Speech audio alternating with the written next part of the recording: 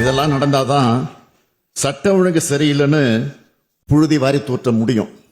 மொத்தத்தில் சட்டம் ஒழுங்குல கல் விழாதான்னு துடிக்கிறவங்க ஆசையில மண் தான் விழுந்திருக்கு. நான் இன்னும் சொல்றேன், குற்ற சம்பவம் நடந்தா உடனடியாக நடவடிக்கை எடுக்கப்பட்டு குற்றவாளிகள் கைது செய்யப்படுறாங்க.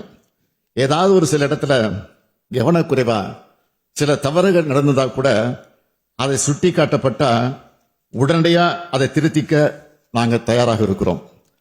நான் பிடிச்ச முயலுக்கு 3 கால்னு பிடிவாதமாக இருக்கிறவன் இல்லைன்னா, மக்களாட்சியில எல்லோருடைய கருத்துக்களையும் கவனிச்சு ஆராய்ந்து சரியானவற்றை சரியான நேரத்தில் செய்யணும்னு நினைக்கிறவன்னா, உள்நோக்கத்தோட அரசியல் ஆதாயத்துக்காக தமிழ்நாட்டோட சட்டம் ஒழுங்கு சரியில்லைன்னு பேசுறவங்களுக்கு சொல்லிக்கிறேன், இது மணிப்பூர் அல்ல, இது காஷ்மீர் அல்ல, உத்தரப்பிரதேச கும்பமேளா மரணங்கள் இங்க நடக்கல, இது தமிழ்நாடு. அதை மறந்துடாதீங்க. மாண்புமிகு பேரவைத் தலைவர்களே, காவல்துறையை நவீனப்படுத்தும் முயற்சிகள் தொடர்ந்து எப்படியெல்லாம் எடுக்கப்பட்டு வருதுன்னு நேற்றைய தினம் நான் பல்வேறு நேரங்களில் குறுக்கிட்டு பேசுகிற போது, பதிலளித்து பேசுகிற போது தெளிவாக எடுத்து சொல்லியிருக்கிறேன். எனவே அதை பற்றி அதிகம் பேச வேண்டிய அவசியம் இல்லை. இருந்தாலும் சொல்லுகிறேன், குற்றம் மற்றும் குற்றவாளிகளை கண்டறியும் நவீன வலைப்பின்னல் அமைப்பு மறுசீரமைக்கப்பட்டு வருது. இதனால பொதுமக்கள் ஆன்லைன் புகார்களை பதிவு செய்யவும், துறைகளுக்கிடையே தகவல்களை பகிர்ந்து கொள்ளும் வசதியை பெறக்கூடிய வாய்ப்பு இயலும். சைபர் குற்றங்கள் உள்ளிட்ட அனைத்து வகையான குற்றங்களையும் கட்டுப்படுத்தி வரும். காவல், உள்துறை, தீயணைப்பு மற்றும் தடவியல் துறை சார்பா கடந்த 4 ஆண்டுகளில் செய்யப்பட்ட சாதனைகளை புத்தகமா அச்சிட்டு இந்த மாமன்றத்தில் இருக்கக்கூடிய மாண்புமிகு உறுப்பினர் அனைவருக்கும் வழங்கி இருக்கிறோம்.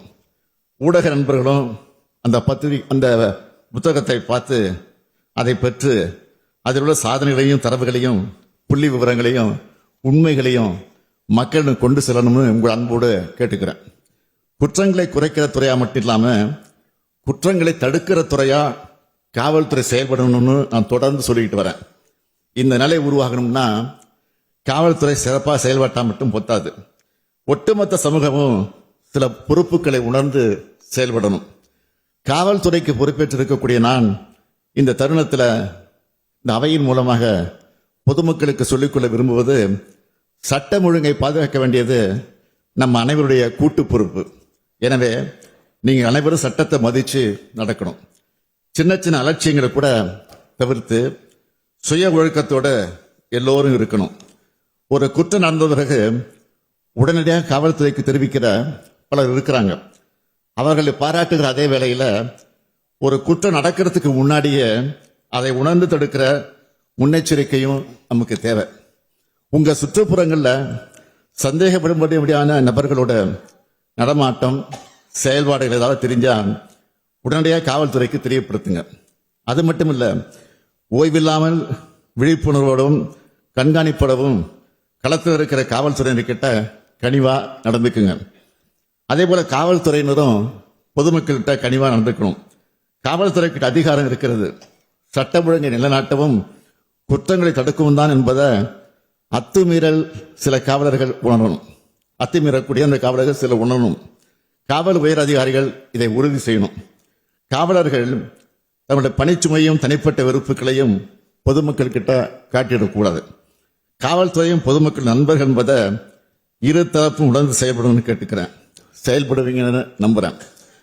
பொதுமக்களுக்கும் காவல்துறையினருக்கு இடையில் உள்ள இந்த நல்லுறவை மேலும் வலுப்படுத்திட என் நெஞ்சில் நீண்ட நாட்களாக இருந்து வரும் எண்ணத்து உணர்வை செயல்வடையும் கொடுக்க நான் விரும்புகிறேன்.